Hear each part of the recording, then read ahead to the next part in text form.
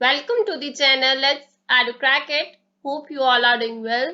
So today is our day 14 video on MCQs series of chapter Banking, Commercial Banks and Central Bank, which is a part of Macroeconomics. So हम previous 13 videos कर चुके हैं जो कि related थी हमारे money के chapter से। हमने 6 वीडियोस की। 6 दिन तक हमने लगातार मनी के चैप्टर के रिगार्डिंग जितने भी एमसीक्यूज बनते थे उनको डिस्कस किया, और साथ ही साथ विद एक्सप्लेनेशन कि हर टॉपिक से, जिस टॉपिक से भी हमने क्वेश्चन उठाया था उसको एक्सप्लेन भी किया साथ में। और अब बाकी के बचे दिनों में हमने किया बैंकिंग के चैप्टर की रिवीजन, और उनसे जितने भी एमसीक्यूज बनते थे विद एक्सप्लेनेशन, हर टॉपिक से उठाए गए क्वेश्चन को हमने साथ में एक्सप्लेन भी किया है कि ये टॉपिक से उठाया गया तो इसकी एक्सप्लेनेशन क्या है। तो हर एक टॉपिक को विद एक्सप्लेनेशन हमने डिटेल में क्वेश्चन के साथ किया है। तो आज हमारा डे 14 है और लास्ट डे है बैंकिंग चैप्टर का। कल से हम नया चैप्टर शुरू करेंगे बजट के रिगार्डिंग। सो आज हम बैंकिंग को खत्म कर देंगे, और आज टाइटल से आपको पता चल ही गया होगा कि स्पेशल लेसन है। क्योंकि क्या है कि आज स्पेशल क्यों है, क्योंकि आज हम 5 एमसीक्यूज नहीं 10 एमसीक्यूज करके इस चैप्टर को खत्म कर देंगे बैंकिंग के। टाइम बहुत कम रह गया, एग्जाम आने वाले हैं बहुत ही जल्दी। एमसीक्यूज के जो आपके हो रहे हैं इन द अक्टूबर मिड, तो इसीलिए हमने बहुत ही स्पीड से बैंकिंग का चैप्टर खत्म कर दिया है कि इकोनॉमिक्स को बहुत ही जल्दी से जल्दी खत्म किया जाए। तो आज का लेसन इसीलिए स्पेशल है क्योंकि आज हम 10 एमसीक्यूज करेंगे, 5 नहीं, और बैंकिंग का चैप्टर खत्म कर देंगे। और विद जो भी टॉपिक्स बचे हुए हैं उनको, उनकी एक्सप्लेनेशन को डिटेल में समझ लेंगे। विद दिस आज का लेसन स्पेशल होने का रीजन ये है कि मैंने आपको कहा था इन बिटवीन द वीडियोस की आपको मैं बताऊंगी कि और भी सम्स कैसे किए जाते हैं मनी मल्टीप्लायर के, और आज हम करेंगे मनी मल्टीप्लायर के और भी नए सम्स। क्लियर? सो स्टार्ट करते हैं आज का लेसन, और आज का फर्स्ट क्वेश्चन और 36 question of banking chapter. So question को बहुत ध्यान से पढ़ना है, और आज के लेसन में ना थोड़ा सा डिटेल में विद चार्ट हम समझेंगे कि ये सारी चीजें क्या है जो हमने की प्रीवियस लेसन में भी, प्रीवियस वीडियो में भी, और आज की वीडियो में भी जो हम कर रहे थे। क्लियर? थोड़ा सा और डिफरेंट वे से समझेंगे चार्ट के थ्रू। सो क्वेश्चन क्या है? This function of central bank involves buying and selling of government securities from और to the public and commercial banks. अब ये फंक्शन है, देखिए हम प्रीवियस वीडियो से हमने फंक्शन के बारे में डिटेल में मैंने चार्ट के थ्रू आपको समझाया था कि फंक्शंस क्या है। ये सारे हम फंक्शंस ही कर रहे हैं, टिल द एंड हम फंक्शंस ही कर रहे हैं, लेकिन इन फंक्शन को थोड़ा सा और डिफरेंट वे से आज हम समझेंगे। क्लियर? अब ये भी एक फंक्शन ही है, लेकिन कौन सा फंक्शन है ये हमें देखना है कि ये कौन सा फंक्शन है सेंट्रल बैंक का जो इन्वॉल्व करता है buying and selling of government securities. जो गवर्नमेंट सिक्योरिटीज को बाय करना और सेल करना इंक्लूड होता है, जिसमें जिस फंक्शन में फ्रॉम और to the public and commercial bank, चाहे वो कमर्शियल बैंक से हो चाहे वो पब्लिक से हो। क्लियर? तो चाहे बाइंग हो सेलिंग हो, ये कौन सा फंक्शन है? तो अब देखिए, सिलेक्टिव क्रेडिट कंट्रोल फंक्शन है, ओपन मार्केट ऑपरेशंस है, लीगल रिजर्व रिक्वायरमेंट्स है, नन ऑफ दिस है। अब अगर आपको आंसर पता है, वीडियो को पॉज करके आप अपना आंसर साइड में लिख जरूर लीजिए, क्योंकि इससे आपकी नॉलेज आप टेस्ट करेंगे कि आपको किस हद तक कंसेप्ट की नॉलेज है। क्लियर? सो मैं आपको आंसर भी बताऊंगी और इसको एक्सप्लेन भी करेंगे कि क्या है, आंसर क्यों है। क्लियर? सो कौन सी सिक्योरिटी ऐसी है, कौन सी ऐसा फंक्शन है जिसमें गवर्नमेंट सिक्योरिटीज को खरीदा भी जाता है और बेचा भी जाता है, चाहे वो पब्लिक से हो चाहे वो कमर्शियल बैंक से हो। So, इसका आंसर क्या है?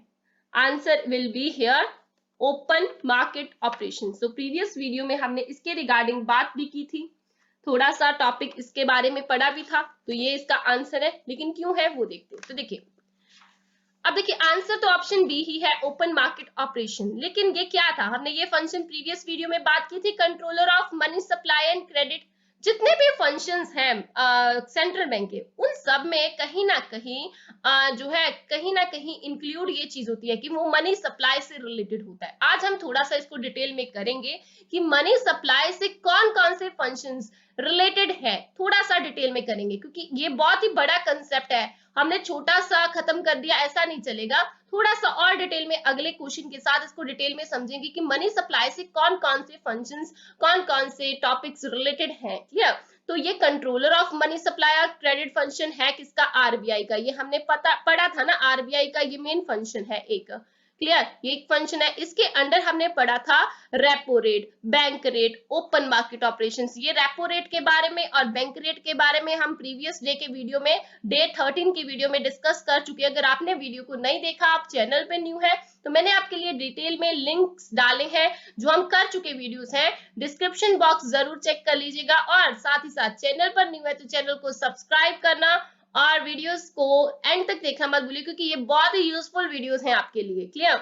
और आगे शेयर भी जरूर कीजिए, इससे बहुत बच्चों की हेल्प होगी। क्लियर? सो देखिए क्या है कि अब इसके बारे में हम पढ़ चुके हैं, तो इस जरूर वीडियो को देखिएगा। लास्ट वीडियो को जो हम डे 13 की बना चुके हैं, इसमें हमने डाला हुआ है कि डिटेल में मैंने एक्सप्लेन किया है ये चीज, रेपो रेट क्या है, बैंक रेट क्या है। क्लियर?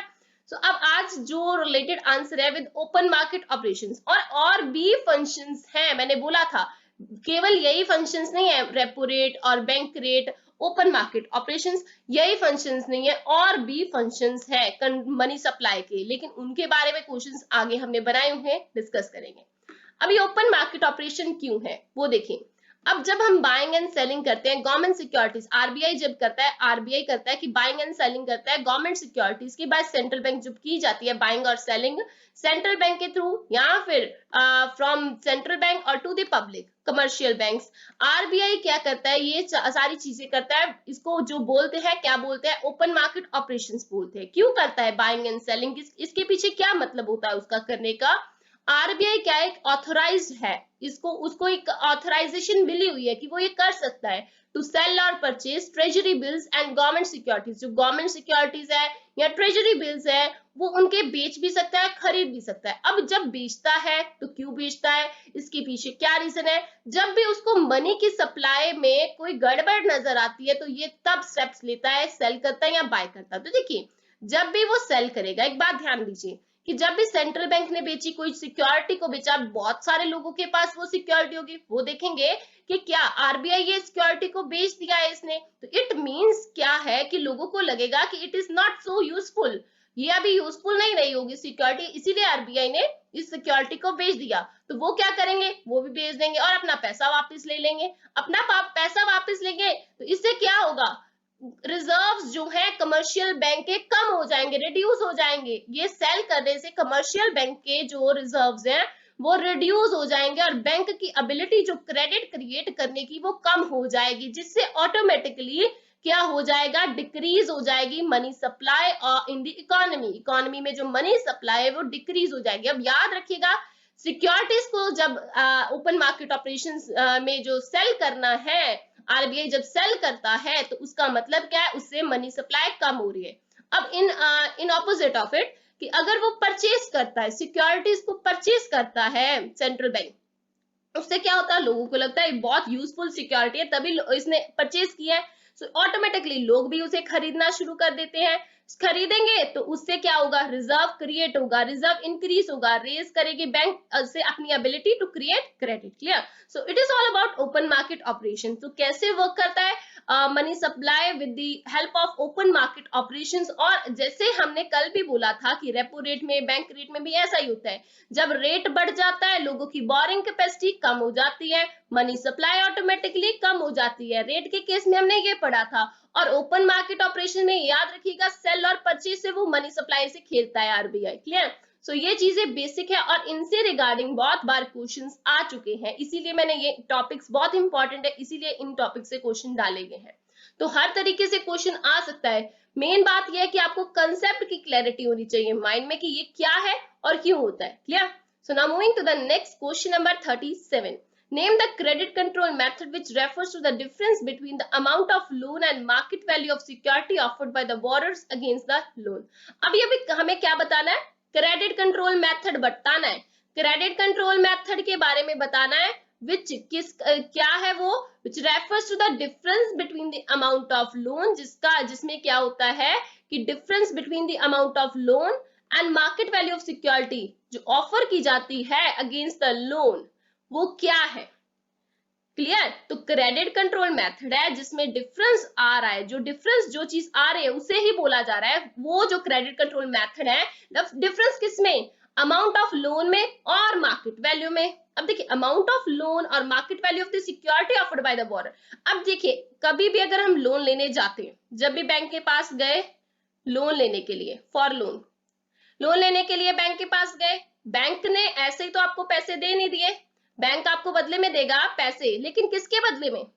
बैंक को आप जब कोई भी सिक्योरिटी एज अ बोरो करो, एज अ सिक्योरिटी दे दोगे कि ये मेरे पास आप रख लो, जिसे बोलते हैं हम गिरवी रखना। क्लियर? गिरवी रखते हो कोई भी सिक्योरिटी को, लाइक आप अगर हाउस लोन ले रहे हो तो अपने प्रॉपर्टी के पेपर्स रखते हो, कोई भी अपना asset as a security offer कर रहे हो बोरर अगेंस्ट द लोन लेने के लिए, आप कोई भी अपना एसेट जो है बैंक को ऑफर कर रहे हो, कोई भी चीज गिरवी रख रहे हो, तो उसे उसके बदले में आपको कैश मिलता है, पैसा मिलता है, लोन मिलता है। क्लियर? उसके बदले में मिलता है ना, तो उसके बदले में मिलता है। लेकिन जो आपने एसेट या सिक्योरिटी ऑफर किया है बैंक को, जो उसका मार्केट वैल्यू है, उस सिक्योरिटी का जो भी मार्केट वैल्यू है, उस पे पूरे के पूरे पैसे बैंक दे देता है? कभी भी नहीं देता। वो थोड़ा कम डिफरेंस रख के ही आपको, उससे कम ही, उसकी जितनी मार्केट वैल्यू है उससे कम ही आपको पैसे ऑफर करता है। ऐसा क्यों? ये क्या है चीज? इसे क्या बोलते हैं? जो वो डिफरेंस रखता है अपने पास, उसे क्या बोलते हैं? यही हमें बताना है। क्लियर? अब अगर आपको आंसर पता है, आप अपना आंसर टिक कर सकते हैं और फिर हम इसके आंसर के बारे में डिस्कस करते हैं। तो इसका आंसर क्या है? सिलेक्टिव क्रेडिट कंट्रोल्स है, मॉरल ससुएशन है, मार्जिन रिक्वायरमेंट्स है, लीगल रिजर्व रिक्वायरमेंट है। अब ये चीजें क्या है? ये सारी चीजें क्या है? ये बहुत नई सी चीजें सुन रहे हैं हम, पहले हमने किसी भी डे में ये डिस्कस नहीं की हुई। अब आज इनके बारे में थोड़ा सा डिटेल में भी करेंगे इसके साथ साथ। तो इसका आंसर क्या है? इसका आंसर है मार्जिन रिक्वायरमेंट। देखिए मार्जिन रख रहा है, मैंने थोड़ा सा हिंट दिया ना आपको, मार्जिन रखा है बैंक ने, मार्जिन ही रखा है ना, नाम से थोड़ा सा क्लियर हो रहा है कि जो मार्जिन रिक्वायरमेंट बैंक ने रखी हुई है, जो उसकी सिक्योरिटी की मार्केट वैल्यू है और जो उसको लोन ऑफर कर रहा है उसके पैसों में, उससे कम ही लोन कभी भी देता है बैंक, कभी भी पूरे पूरे या उससे ज्यादा पैसे बैंक नहीं प्रोवाइड करता है एक बोरोवर को। क्लियर? तो ये मार्जिन जो रखता है उसे बोलते हैं margin requirement. Clear? So this is the answer. लेकिन इसको आप डिटेल में पढ़ते तो देखिए ये किसका पार्ट है, क्यों है, थोड़ा सा डिटेल में करते तो देखिए। अब जैसे कि हमने देखा कि मार्जिन रिक्वायरमेंट इसका आंसर है, लेकिन ये किसके अंडर आ रहा है? तो देखिए थोड़ा सा हम अगर पीछे जाएं, हमने प्रीवियस वीडियोस में बात की थी अपने उसके फंक्शंस की, जो आरबीआई के फंक्शंस थे। क्लियर? आरबीआई के हमने फंक्शंस किए। अभी आरबीआई के जब हमने फंक्शंस किए तो उसमें हमने क्या क्या देखा था? हमने और भी चीजें, बहुत सारी चीजें की थी। कौन कौन सी चीजें की थी? हमने किया था controller of money supply and credit. Clear? हमने स्टार्ट किया था कंट्रोलर। आपने अगर प्रीवियस लेसन नहीं देखा तो उसमें जरूर देखेगा। Controller of money supply and credit हमने किया था। क्या किया था? Controller of money supply and credit, money supply and credit, ये टॉपिक हमने किया था। ये एक फंक्शन है, ये एक फंक्शन है, हम डिस्कस कर चुके हैं। अब इस फंक्शन के हम जो 3 पॉइंट्स हैं ऑलरेडी कर चुके हैं। रेपो रेट किया हमने, बैंक रेट किया हमने, ओपन मार्केट ऑपरेशंस अभी हमने डिस्कस किया इस टॉपिक डे में। अब जो 4th पॉइंट है वो क्या है? क्रेडिट कंट्रोल और मनी सप्लाई का। ये 4th पॉइंट मैंने आपको बोला भी था कि और भी इसके हैं, और भी मनी सप्लाई और क्रेडिट कंट्रोल के हैं मेजर्स, उनको डिस्कस करेंगे अगली आने वाली वीडियो में। तो देखिए और जो पॉइंट्स है वो ये हैं कि और दूसरा और एक पॉइंट है कंट्रोलर मनी सप्लाई का, क्या है? लीगल रिजर्व रिक्वायरमेंट, जिसे हम और भी किस नाम से बोलते हैं? वेरिएबल रिजर्व या ratio method. Clear? Legal reserve requirement या variable reserve ratio method. Clear? ये बोलते हैं। तो देखिए इसके अंदर 3 मेन पॉइंट्स हैं। Cash reserve ratio, statutory liquidity ratio जिसे हम एसएलआर बोलते हैं, मार्जिन रिक्वायरमेंट। तो देखिए मार्जिन रिक्वायरमेंट में के बारे में मैं आपको अभी बता चुकी हूँ, लेकिन इनके बारे में और डिस्कस करेंगे नेक्स्ट क्वेश्चंस के साथ। क्लियर? अभी मार्जिन रिक्वायरमेंट मैंने अभी आपको बताया कि क्रेडिट कंट्रोल मेथड है, लेकिन इसका रोल क्या है, मेन बात क्या है? तो देखिए इसके बारे में एक और क्वेश्चन बनाया, उसमें हम इसके रिगार्डिंग भी डिस्कस करेंगे कि जब इसको बढ़ाया जाता है तब क्या इफेक्ट पड़ता है, जब इसको कम किया जाता है तब क्या इफेक्ट किया जाता है। अब खुद सोचिए, जब आप लोन लेने गए, मार्जिन रिक्वायरमेंट बैंक ने बहुत ज्यादा रखी हुई है, बहुत ज्यादा, तो आपको बहुत कम पैसे प्रोवाइड कर रहे हैं आपकी सिक्योरिटी के बदले में, क्या आप लोन लोगे? नहीं लोगे, क्योंकि आपको इससे नुकसान हो रहा है। आपकी जितनी मार्केट वैल्यू है उस एसेट की, उससे बहुत ज्यादा कम आपको लोन प्रोवाइड किया जा रहा है, तो उससे क्या होगा, आपको फायदा ही नहीं हो रहा। तो इट मीन्स बोरोड लोन लेगा ही नहीं, तो मार्जिन रिक्वायरमेंट से बोरिंग कैपेसिटी कम हो जाती है। ये याद रखिएगा, आने वाले क्वेश्चन में अभी इसी वीडियो में हम डिस्कस करेंगे, तब आंसर आपको बताना है। ठीक है, आपको आंसर पता होना चाहिए इसका कि मार्जिन रिक्वायरमेंट जब बहुत ज्यादा रखी जाती है तो उससे बोरिंग कैपेसिटी कम हो जाती है, लोन लेने के लिए लोग रेडी नहीं होते क्योंकि मार्जिन रिक्वायरमेंट बहुत ज्यादा है। Clear? So it is the credit control method which refers the difference between, किसमें डिफरेंस होता है, अमाउंट ऑफ लोन में और market value of security offer में, और इसे हम बोलते हैं मार्जिन रिक्वायरमेंट। क्लियर? अब बढ़ते हैं एक नए अलग टॉपिक के साथ। देखिए, हमने अभी तक डिस्कस किया कि क्रेडिट कंट्रोल के 4 मेथड्स हैं। एक ये हम ऑलरेडी पढ़ चुके हैं, 2-3 बैंक रेट हमने किया, रेपो रेट किया, हमने ओपन मार्केट ऑपरेशंस किया। ये 3 टॉपिक्स हम इसमें पढ़ चुके हैं कंट्रोलर ऑफ मनी सप्लाई और क्रेडिट के फंक्शन में, जो आरबीआई का मेन फंक्शन है। फोर्थ पॉइंट हमने ये किया, जिसके आगे 3 सब पॉइंट्स हैं। लेकिन इसी चीज को अगर हमें थोड़ा सा अलग वे से एक क्वेश्चन आता है, बहुत इंपॉर्टेंट क्वेश्चन बैंक के इस चैप्टर में, बैंकिंग के चैप्टर में आता है, मोस्ट इंपॉर्टेंट क्वेश्चन, जिसे हम अलग अलग नाम से पुकारते हैं। क्या? Principal techniques of monetary management of central banks, या फिर हम बोलते हैं credit control measures adopted by the central bank इसे, या फिर the most important instruments of monetary measures. Monetary measures बोल दिया जाए या क्रेडिट कंट्रोल मर्जर बोल दिया जाए, मनी सप्लाई बोल दिया जाए, इसके इंस्ट्रूमेंट्स जो हैं वो है 2 टाइप्स के इंस्ट्रूमेंट्स है, क्वांटिटेटिव इंस्ट्रूमेंट्स, क्वालिटेटिव इंस्ट्रूमेंट्स। अब देखिए, क्वांटिटेटिव जिसमें क्या है, कोई किसी टाइप से बैंक रेट में ऊपर नीचे कर रहा है, जिसकी वजह से मनी सप्लाई में चेंजेस आ रहे हैं, तो वो उसे बोलते हैं क्वांटिटेटिव। लेकिन क्वालिटेटिव भी कुछ मर्जर्स हैं जिनमें रेट्स चेंज करने की जरूरत नहीं पड़ती, लेकिन फिर भी वो उन इंस्ट्रूमेंट्स को यूज करके मनी सप्लाई को थोड़ा सा हिला सकता है आरबीआई। क्लियर? अब देखिए, क्वांटिटेटिव इंस्ट्रूमेंट्स जो हैं हम पढ़ चुके हैं, बैंक रेट हमने पढ़ा, इसी मॉनेटरी जो पॉइंट था कंट्रोलर ऑफ मनी सप्लाई में, इसमें हमने बैंक रेट किया, बैंक रेट हम कर चुके हैं। ओपन मार्केट ऑपरेशंस भी हमने पढ़ा है, क्या है, cash reserve ratio. Cash reserve ratio के बारे में इसी वीडियो में बात करेंगे। अभी स्टैट्यूटरी लिक्विडिटी रेशियो के बारे में भी बात करेंगे, होगा आपको पहले से पता हो, लेकिन फिर भी इन डिटेल हम करेंगे। क्लियर? सो ये 4 मेन जो है क्या है, क्वांटिटेटिव इंस्ट्रूमेंट्स। लेकिन अभी जो हमने पढ़ा मार्जिन रिक्वायरमेंट, ये भी क्रेडिट कंट्रोल ही मर्जर है, लेकिन ये क्वालिटेटिव है। ये क्वेश्चन में बहुत इंपॉर्टेंट है। ऐसे क्वेश्चंस आ जाते हैं कि क्वालिटेटिव कौन सा नहीं है और क्वांटिटेटिव कौन सा है, या उल्टा इसका। क्लियर? ये क्वेश्चंस आ जाते हैं, इसीलिए मैं बार बार रिपीट कर रही हूँ, इसीलिए मैंने चार्ट के थ्रू आपको बता दिया। ये चार्ट का आप स्क्रीनशॉट भी ले सकते हैं कि क्वांटिटेटिव इंस्ट्रूमेंट्स कौन कौन से हैं। ये याद रखिएगा हमेशा कि क्वांटिटेटिव, ये इनसे क्वेश्चन आता है कि उन्होंने 4 ऑप्शंस दिए हैं, उनमें से लिख दिया कि कौन सा क्वांटिटेटिव नहीं है, या फिर ये लिख दिया कि कौन सा क्वालिटेटिव नहीं है। इस तरीके से क्वेश्चन आ जाते हैं। आपको ये पता होना बहुत जरूरी है कि क्वांटिटेटिव इंस्ट्रूमेंट्स कौन से और क्वालिटेटिव कौन से हैं। क्लियर? अब मार्जिन रिक्वायरमेंट के बारे में मैंने अभी बताया। अब रेशनिंग ऑफ क्रेडिट, क्योंकि ये जो है बहुत कम इनसे एमसीक्यू आता है, लेकिन फिर भी हम बात कर लेते हैं रेशनिंग ऑफ क्रेडिट क्या होता है। सो क्या होता है rationing of credit? Quota fix किए होते हैं। कोटा किस हिसाब से, लाइक अगर बिजनेस पर्पस के लिए लोन दिया जा रहा है तो उसको कितने % लोन देगा बैंक। क्लियर? ये कोटास जो हैं, कोटास जो फिक्स किए गए होते हैं, ये बैंक आरबीआई के द्वारा फिक्स किए गए होते हैं। जैसे कि एग्रीकल्चर कंट्री है हमारी, और हमारी कंट्री में एग्रीकल्चर पर्पस के लिए लोन को प्रेफरेंस दी जाती है। क्लियर? सो 40% होप 40% है, आई थिंक 40% से कम भी हो सकता है, तो इट इज नॉट श्योर कि रेशनिंग ऑफ क्रेडिट में क्या होता है। लाइक मैं एग्जांपल ले रही हूँ कि अगर एग्रीकल्चर पर्पस के लिए है, तो एग्रीकल्चर पर्पस के लिए लोन जो है उसका कोटा फिक्स किया गया कि इतने % लोगों को एग्रीकल्चर पर्पस के लिए लोन देना ही देना है। ठीक है?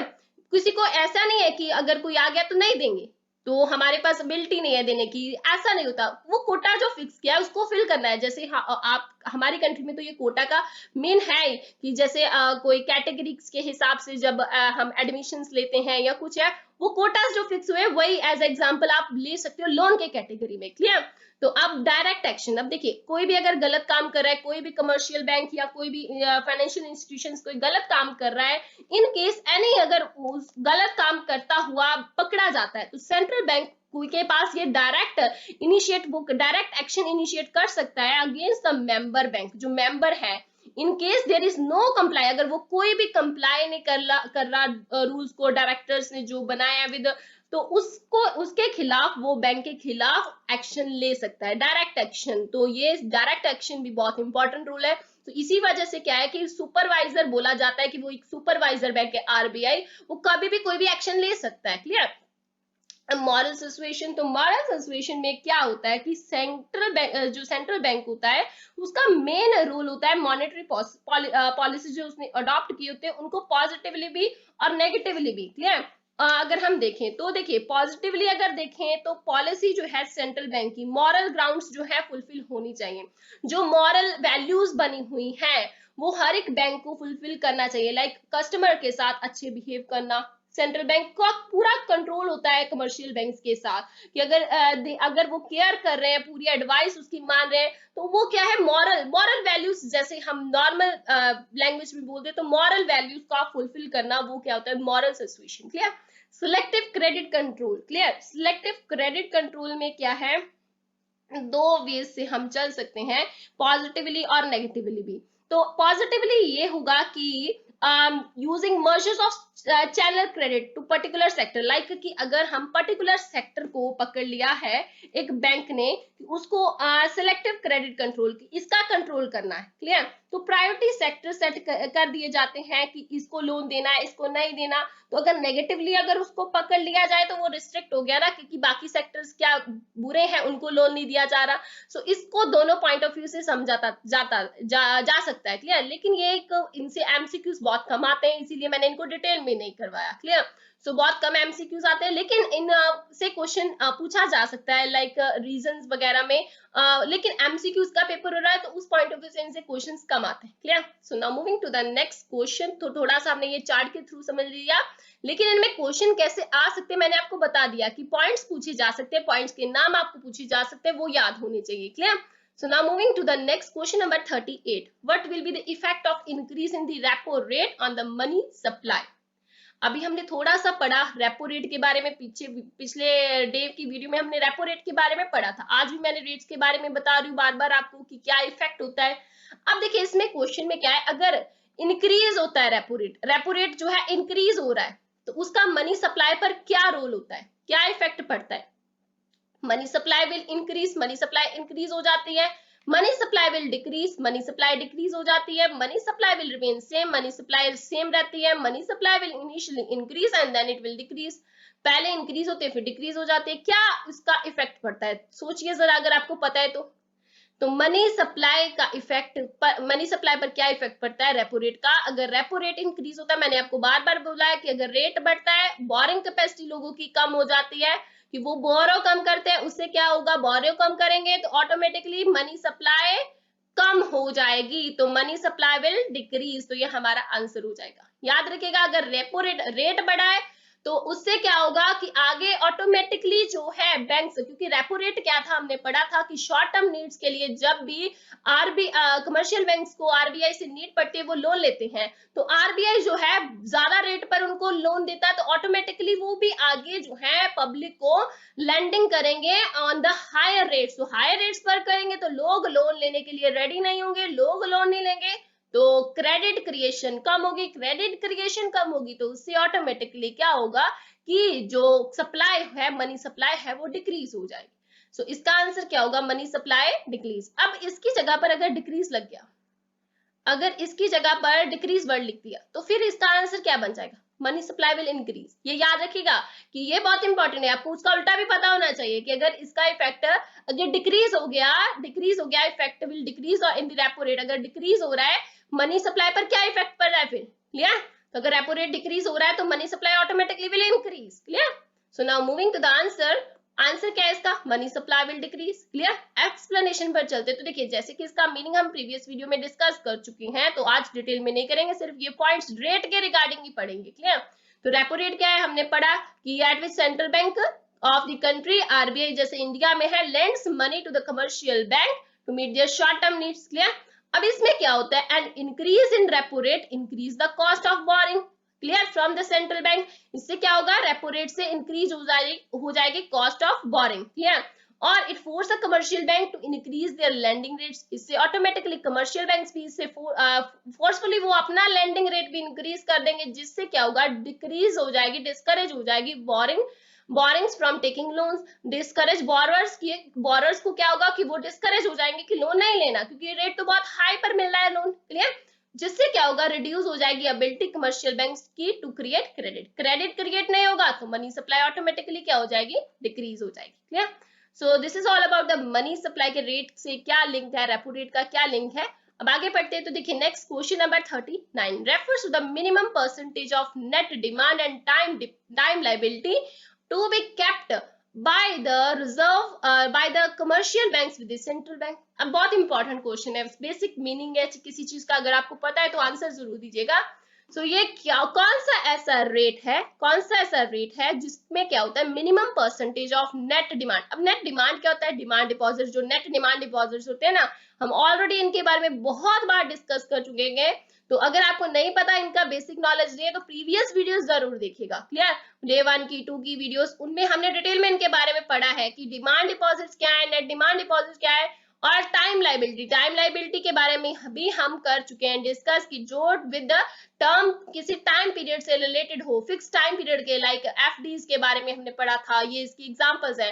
तो जो उनका कुछ परसेंटेज नेट डिमांड का, नेट टाइम लायबिलिटी का जो कैप रखा होता है कमर्शियल बैंक्स ने सेंट्रल बैंक के पास, उसे हम क्या बोलते हैं, उस रेट को क्या बोलते हैं, उस प्रपोर्शन को क्या बोलते हैं, उसे हम बोलते हैं कैश रिजर्व रेशियो, जिसे हम शॉर्ट फॉर्म में बोलते हैं सीआरआर।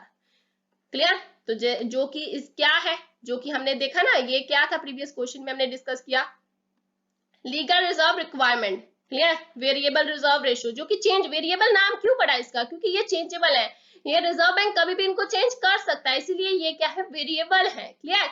चेंजेबल है। क्लियर? इनकी जो पोर्शन है, इनकी परसेंटेज है, वो कभी भी रिजर्व बैंक चेंज कर देता है। तो ये क्या है, क्वांटिटेटिव इंस्ट्रूमेंट्स है, और साथ ही साथ ये क्या है, कंट्रोल लीगल रिजर्व रिक्वायरमेंट है, या फिर वेरिएबल रिजर्व रेशियो है। कभी भी ऐसे क्वेश्चन भी पूछे जा सकते हैं कि ये कौन सा रिजर्व है, लीगल रिजर्व है, वेरिएबल रिजर्व है, और ये क्वांटिटेटिव रिजर्व है। क्लियर?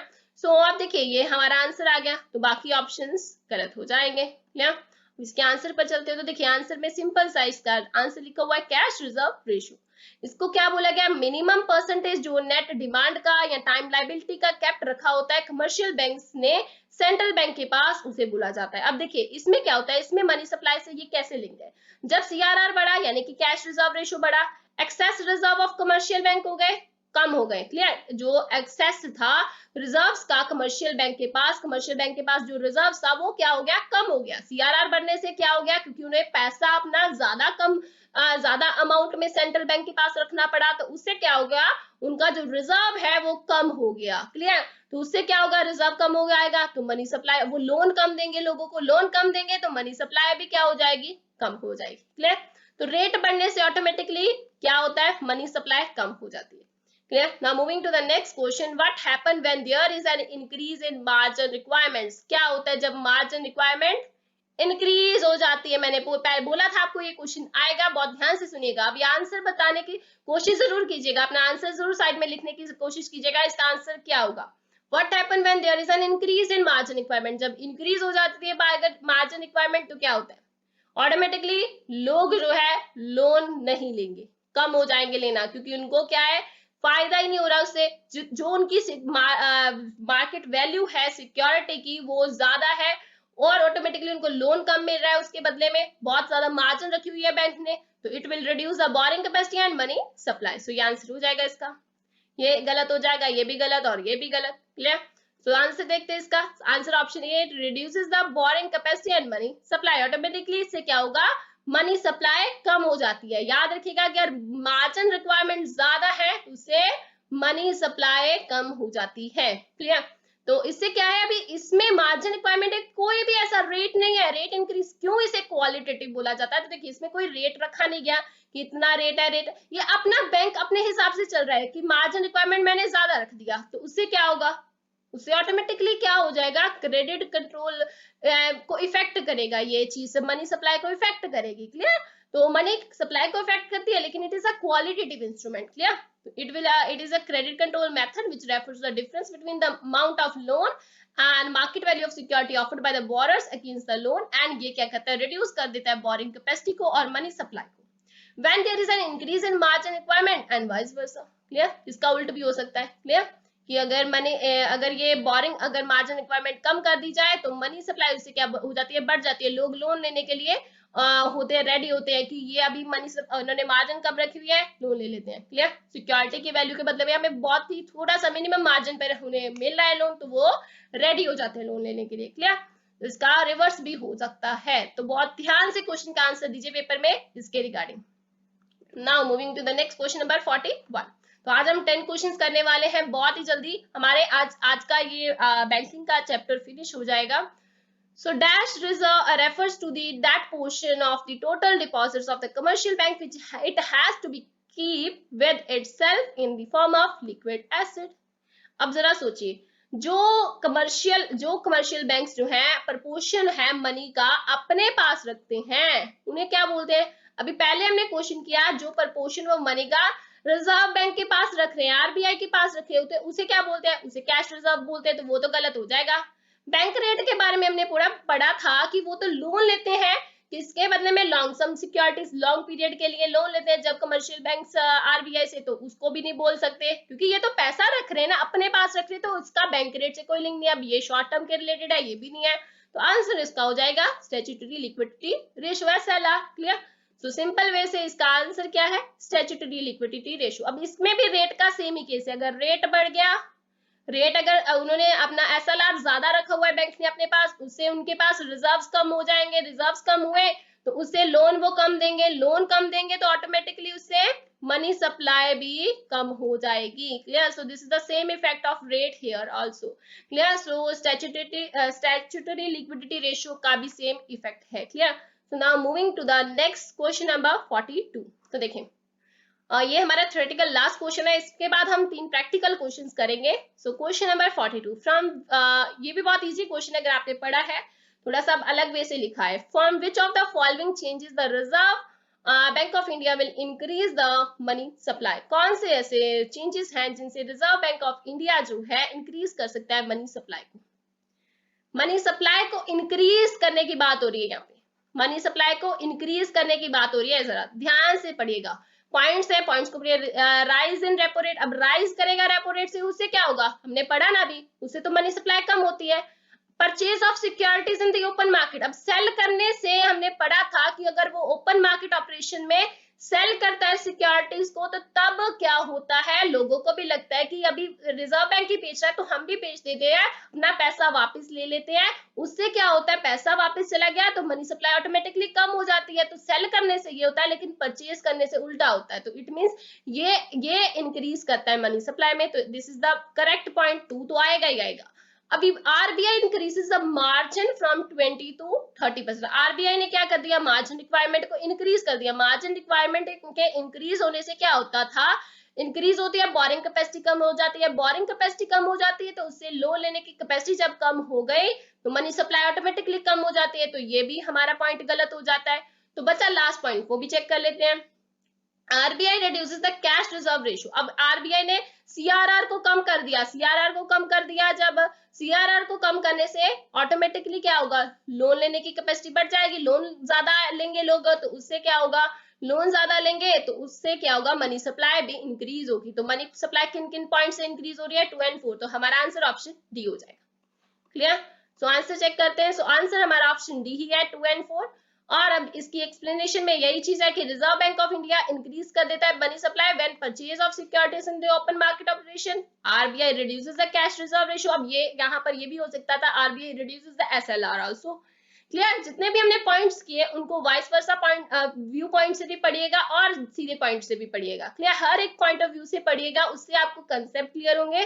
कंसेप्ट क्लियर होंगे तो कभी भी आपका आंसर पेपर में गलत नहीं होगा। Now moving to the practical question number, जो हमने बोला था कि मनी मल्टीप्लायर के रिगार्डिंग हम प्रैक्टिकल क्वेश्चंस भी करेंगे। So what is the value of money multiplier when initial deposits are 500 crore. LRR यानी कि लीगल रिजर्व रिक्वायरमेंट जो हमारा था वो है कितना, 10%। क्लियर, वो हमें गिवन है। अभी देखिए, इसका आंसर बताने के लिए हमें फॉर्मूलेस के बारे में नॉलेज होना बहुत जरूरी है। अगर आपको फॉर्मूलेस पता है तो बहुत इजीली आप इसके आंसर दे सकते हैं। तो अगर आपने प्रीवियस लेसन नहीं देखे तो उनको जरूर देखिएगा। इनके रिगार्डिंग हमने डिटेल में इनकी थ्योरेटिकल थियोरी भी पढ़ी है और प्रैक्टिकल के रिगार्डिंग फॉर्मूलेस भी डिस्कस किए हैं। सो अब देखिए करते हैं इस क्वेश्चन को। देखिए यहाँ पर जो हमारे पास इंफॉर्मेशन है इसमें क्या क्या चीजें हैं। LRR है, मनी मल्टीप्लायर हमें निकालना है। क्लियर, क्या निकालना है हमें? Money multiplier. और इसमें हमारे पास ये क्या है? इनिशियल डिपॉजिट्स है। इनिशियल डिपॉजिट्स है, मनी मल्टीप्लायर निकालना है, तो उसका फॉर्मूला क्या है? आंसर देखते हैं इसका, सीधा आंसर पर चलते हैं। तो देखिए आंसर हमारा ऑप्शन सी है 10, लेकिन इसकी एक्सप्लेनेशन पढ़िए जरा। LRR है हमें 10%, तो इसको अगर हम परसेंटेज से कन्वर्ट करना चाहते हैं नॉर्मल वैल्यू में, तो परसेंटेज का 100 नीचे लग जाएगा, तो डिवाइड होकर ये जो है एक जीरो कट हो जाएगी, डिवाइड होगा तो ये 0.1 बन जाएगा ना, यहाँ पर लिखा हुआ है। मनी मल्टीप्लायर का मतलब क्या है? तो उसका फॉर्मूला ये है, याद रख लीजिएगा अगर आपको भूल जाता है तो। Money multiplier is equal to 1/LRR। तो 1/LRR करेंगे तो हमारे पास ये 10 वैल्यू आ जाएगी मनी मल्टीप्लायर की। तो ये हमारा आंसर आ गया। अब इन केस अगर आपको पूछ लिया गया कि टोटल डिपॉजिट निकालिए साथ ही साथ, तो टोटल डिपॉजिट निकालने के लिए हमारे पास यहाँ पर इनिशियल डिपॉजिट गिवन था। वैसे तो हमें मनी मल्टीप्लायर निकालने के लिए इसकी जरूरत नहीं पड़ी, मनी मल्टीप्लायर निकालने के लिए इस इनिशियल डिपॉजिट की जरूरत नहीं पड़ी, बट इन केस उन्होंने बोल दिया टोटल डिपॉजिट निकालिए, तो उसके लिए फॉर्मूला क्या रहेगा? Initial deposit multiply by the money multiplier. तो हमारा आंसर आ जाएगा टोटल डिपॉजिट। क्लियर? तो ये बहुत इंपॉर्टेंट क्वेश्चन है, इनको जरूर करके जाइएगा। यही मेन दो फॉर्मूलेज हैं जो आपको याद रखने हैं, दो तीन, एक ये है और एक आने वाले क्वेश्चन में हम करेंगे। क्लियर? सो अब नेक्स्ट क्वेश्चन पढ़ते हैं। तो if the total deposit created by the commercial banks is 12,000 crore, legal reserve requirement यानी कि LRR is 25%, then what is the amount of initial deposit? अब देखिए इनिशियल डिपॉजिट निकालने के लिए बोल दिया, टोटल डिपॉजिट हमें गिवन है। पिछले में हमने क्या किया? पिछले में हमने टोटल डिपॉजिट निकाला, इनिशियल डिपॉजिट गिवन था। अब इसी फॉर्मूले को हम कन्वर्ट भी कर सकते हैं, जो मैंने बोला ना एक और फॉर्मूला है, इसी फॉर्मूले को हम कन्वर्ट कर सकते हैं। हमें निकालना क्या है इसमें? हमें निकालना है इसमें LRR यानी कि legal reserve requirement. Legal reserve requirement निकालने के लिए यानी कि हमें यहाँ तक जाना है। हम क्या करेंगे? पहले मनी मल्टीप्लाई निकाल लेंगे। हमारे पास इनिशियल डिपॉजिट गिवन है, टोटल डिपॉजिट हमें गिवन है। क्लियर? तो पहले हम यहाँ पर 25% LRR है, हमें निकालना है इनिशियल डिपॉजिट। एक्चुअली LRR है तो LR से हम मनी मल्टीप्लायर निकाल सकते हैं। मनी मल्टीप्लायर हमने निकाल लिया, अगर ऐसे ही इसी को अगले की बात कर रही हूँ, इसी फॉर्मूले से हमने निकाल लिया, तो मनी मल्टीप्लायर हमारे पास होगा, इनिशियल टोटल डिपॉजिट हमारे पास होंगे, तो ये जो चीज इधर मल्टीप्लायर है उधर जाके डिवाइड हो जाएगी नीचे और इनिशियल डिपॉजिट हमारे पास आ जाएंगे। क्लियर? तो देखते हैं, हम ऐसे ही करके देखते हैं। तो देखिए यहाँ पर भी ऐसा ही किया हुआ है। LRR हमारे पास 25% था, पहले हमने उसको कन्वर्ट किया, परसेंटेज हटा दिया, परसेंटेज हटाकर हमारे पास ये वैल्यू आ जाती है। मनी मल्टीप्लायर जो है 1/LRR होता है, ये फॉर्मूला हमें पता है, तो इसी को यूज करते हुए हमने मनी मल्टीप्लायर को निकाल लिया। क्लियर? मनी मल्टीप्लायर हमारे पास आ गया। अब टोटल डिपॉजिट हमारे पास है, हमने क्रॉस मल्टीप्लाई की, तो initial deposit will be equal to what? Total deposit by money multiply. Otherwise हमने टोटल डिपॉजिट निकालने होते हैं तो हम क्या करते हैं? Money multiply by the initial deposit. तो हमारे पास यहाँ पर क्या गया? इनिशियल डिपॉजिट उसी फॉर्मूले को यूज करके। सो this will be the answer, that is 3,000 crore. तो हमारा आंसर क्या आ जाएगा? Option A. Clear? Now moving to the next last question of banking chapter and this video. Clear? So आज हमारा बैंकिंग का चैप्टर यहाँ पर खत्म हो रहा है। अगर आने वाले दिनों में और भी बैंकिंग के रिगार्डिंग क्वेश्चंस होंगे वो भी हम डिस्कस करेंगे अगर टाइम बचता है तो। क्लियर? सो क्वेश्चन क्या है? 45, if the initial deposit of ₹2,000 crore leads to the creation of total deposit of ₹1,600 crore, then what is the legal reserve requirement? अब यहाँ पर हमें LRR निकालना है। अब हमें टोटल डिपॉजिट पता है, इनिशियल डिपॉजिट पता है। अब देखिए सेम यही फॉर्मूले को यूज करेंगे। इनिशियल डिपॉजिट पता है, टोटल डिपॉजिट पता है। अब यहाँ पर इनिशियल डिपॉजिट को हम यहाँ पर ले आते हैं, मनी मल्टीप्लायर को वहां पर ले आते हैं, तो मनी मल्टीप्लायर निकाल लेंगे, तो उससे क्या होगा? ये फॉर्मूले को यूज करके LRR निकाल सकते हैं। क्लियर? तो निकालते हैं। अब यहाँ पर हमने टोटल डिपॉजिट पता था, इनिशियल डिपॉजिट पता था, मनी मल्टीप्लायर को हमने इधर ले आया और इनिशियल डिपॉजिट को इधर ले आया, तो यहाँ से हमारे पास मनी मल्टीप्लायर आ गया। मनी मल्टीप्लायर आते हैं वही सेम फॉर्मूले को यूज करके हम यहाँ पर क्रॉस मल्टीप्लाई करेंगे। 1/8 आया तो यहाँ पर 0.125 आया, इसको परसेंटेज में हमने मल्टीप्लाई बाय 100 कर दिया तो वो कन्वर्ट हो जाएगा 12.5%। हमारा आंसर आ जाएगा option B. Clear? So this will be the answer. तो यहाँ तक था आज का लेसन, होप आपको अच्छा लगा होगा। बैंकिंग का चैप्टर यहीं पर खत्म हो रहा है, मनी वाला चैप्टर भी हमने खत्म कर लिया और बैंकिंग का भी।